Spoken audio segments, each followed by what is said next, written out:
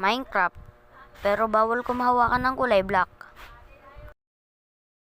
So yun guys, nag-i-start na ang game.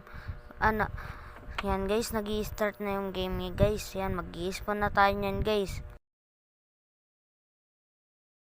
At dito nga pala tayo nag-spawn at hindi ko to alam kung sa anong tawag dito. Pero desierto siya. Yan na nga po. My goal is to find the emerald. Yan.